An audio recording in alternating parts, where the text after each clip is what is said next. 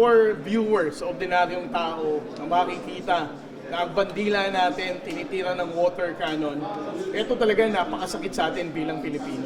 Ito nga ang panawagan natin ng gobyerno ng Pilipinas. Na ang issue ng West Philippine Sea, dapat hindi na tayo nagpapasway sa mga fake news. Dapat ikinagagalit nga natin kung sino yung mga nagpapakalat ng mga maling impormasyon na yan.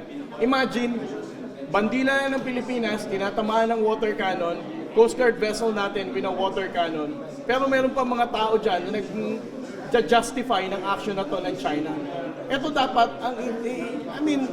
if the government cannot, because we're tied in responding to all these lies na ipinapakalat na itong mga fake news and pro-China trolls na to, ang nananawagan ako sa mga kababayan nating Pilipino, every time na makakita kayo ng mga fake news na ipinupost na itong mga pro-China trolls na to, whether they are just influencers or dating empleyado ng gobyerno na sumakabilang bakod na at hindi na naging patriotiko at hindi na posisyon ng pamahalaang Pilipinas ang ipinaglalaban, please care to comment.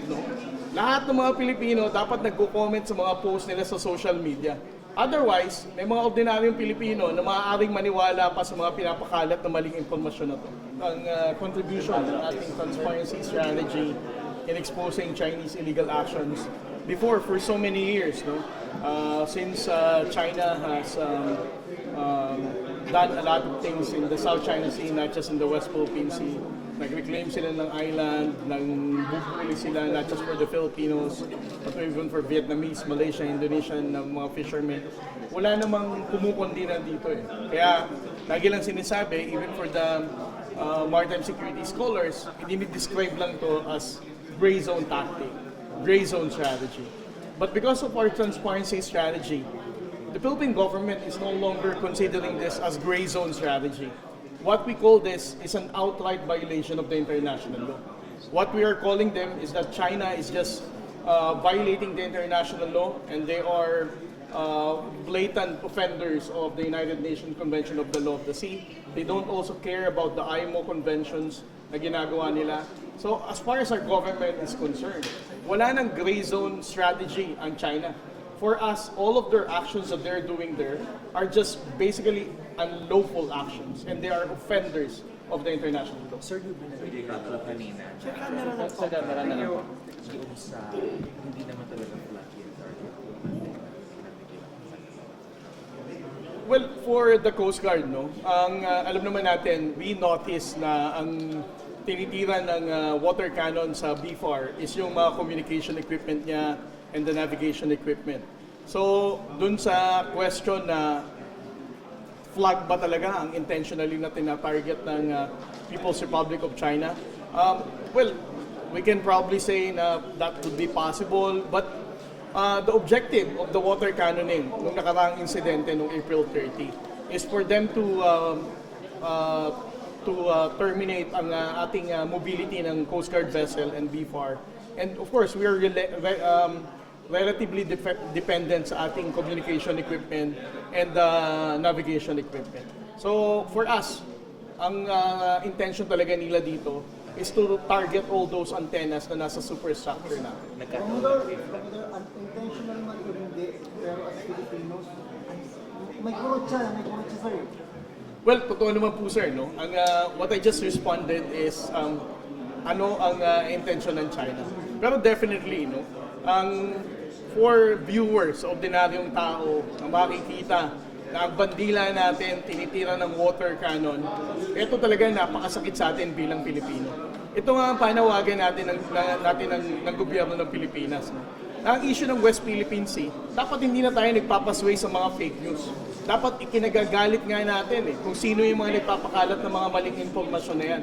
Imagine, bandila ng Pilipinas, tinatamaan ng water cannon, Coast Guard vessel natin with a water cannon, pero meron pa mga tao dyan na justify ng action na to ng China. Ito dapat, if the government cannot, because we're tied in responding to all these lies na ipinapakalat na itong mga fake news and pro-China trolls na to, ang nananawagan ako sa mga kababayan nating Pilipino, every time na makakita kayo ng mga fake news na ipinupost na itong mga pro-China trolls na to, Whether they are just influencers or dating empleyado ng gobyerno na sumakabilang bakod na at hindi na naging patriotiko at hindi na posisyon ng pamahalaang Pilipinas ang ipinaglalaban. Please care to comment, no? Lahat ng mga Pilipino dapat nagko-comment sa mga post nila sa social media. Otherwise, may mga ordinaryong Pilipino na maaaring maniwala pa sa mga pinapakalat na maling impormasyon na to. Sir, we'd like to know your reaction with regard to the statement released by Senate Minority Leader Coco Pimentel. He said na dapat daw po yung PCG may kakayanan daw po bombayin yung barko ng China. Dapat daw po yung standard equipment na yung kanyo ng tubig kasi daw po tigataboy tayo ng equipment. Well, the Coast Guard vessels that came from Japan, particularly the Parola class, ito yung 10 44-meter vessel and the 97-meter vessel na meron tayo.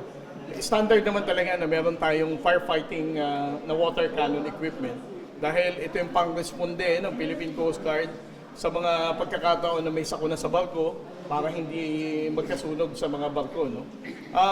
But as to the intention of the good senator na tayo mismo makikipag-water cannon tayo, I responded to this question of the other media personalities before.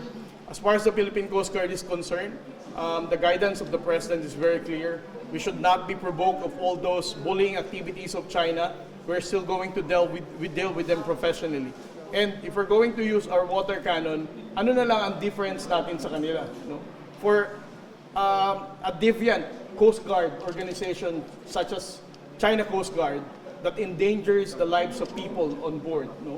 Na gumagamit ng water cannon para manakit, hindi para magligtas ng tao.